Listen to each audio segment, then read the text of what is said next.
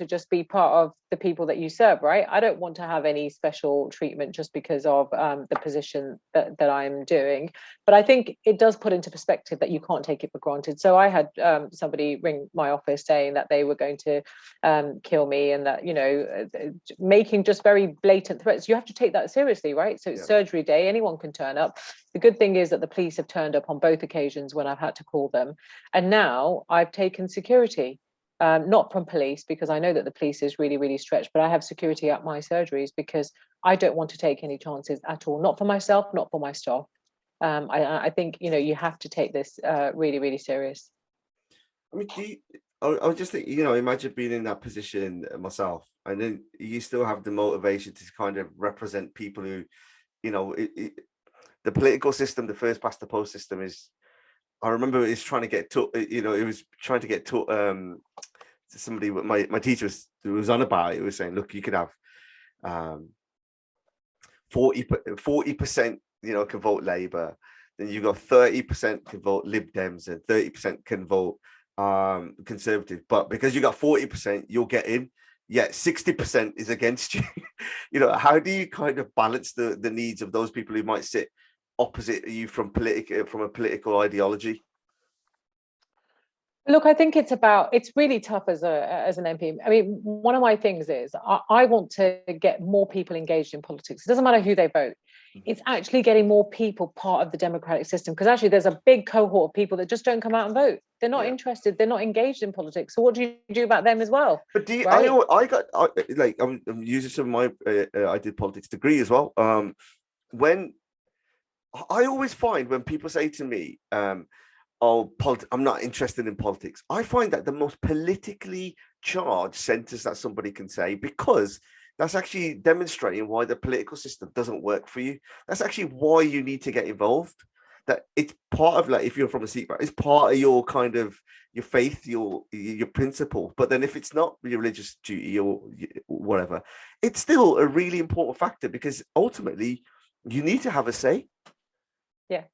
And I think people have started to see that any government having an 80 majority thinking that they can do whatever they want isn't also healthy either. It isn't helpful that a government can feel that, the very people that put it into office, it can just go against everything that it promised them at the last, election. It can go against all of that, and somehow it's all okay. That's not the way we've done politics in this country. I mean, the corruption we've seen under the Conservatives' return is something that, being out on the doorstep, lots of people are very angry. They said one thing that we're really proud of here in Britain is our democracy and of being honest and the integrity that we instill. How are we going to hold other governments to account if our own government is behaving so badly? And I think it's absolutely right. We have got to make sure more people don't say politics is corrupt, or actually you're all the same. We're not all the same. I really take issue with that. Sometimes I do get that from our community, is that all politicians are corrupt. I'm like, no, they push back. You can have integrity. It is possible, for goodness sake. I get that, but do you also have understand in terms of, like, from when people have been working from home, the COVID has dominated the news cycle, and then when you hear and you see some of the I can't really want to go into it as much, but when you see some of the people getting caught out doing things, and then contracts going into certain places, that it just reinforces their kind of their stereotype of MP behavior. It does, but it also should reinforce that the opposition is doing a very good job in sort of really exposing the government and trying to bring about change and say, actually, this is unacceptable. None of us think this is right.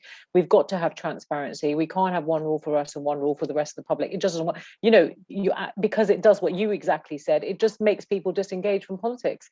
But these are really important decisions. When I meet families who are trying to work, trying to save a little bit of money, but then they're facing universal credit cuts, they're in despair. They don't know where to go because all the CABs are being closed down. The law centres are being really restricted. Getting access to justice is really difficult.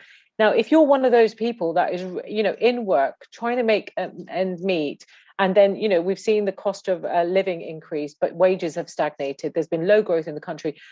A lot of people are really, really just don't know what else to do. They can't see an alternative of getting out of this system.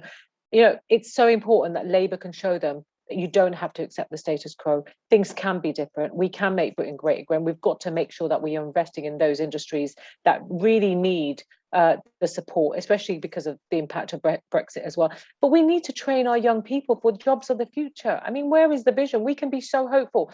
This government just doesn't have a plan, I have to say, So that's why I think, we are trying to show the country as well that, whilst opposition is very frustrating and it can seem like we're constantly moaning, I think we've had 23 U-turns. We're doing a pretty good job. It's important. It's important that people know the facts, because you know what? Honestly, it scares me when I'm sometimes talking to people and they haven't even heard that some of this corruption is happening, because they say, oh, well, I never saw that on the news. They don't show it in that way. No, they don't. And this is a real concern. So making sure people have the facts is so important, in a way that we've never really had to worry about with the government. But this is the government that's stoking cultural wars and is into wokeism, I have to say.